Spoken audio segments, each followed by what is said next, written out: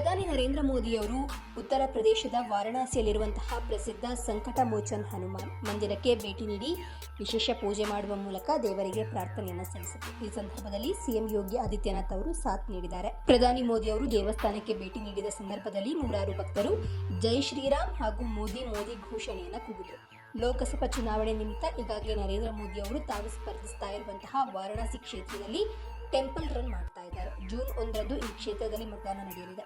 ಅಂದು 7ನೇ ಹಂತದ ಚುನಾವಣೆಯ ಮತದಾನ ನಡೆಯಲಿದ್ದು, ಈ ಬಾರಿಯ ಸಾರ್ವತ್ರಿಕ ಲೋಕಸಭೆಯ ಚುನಾವಣೆಯ ಕೊನೆಯ ಮತದಾನ ಇದಾಗಲಿದೆ.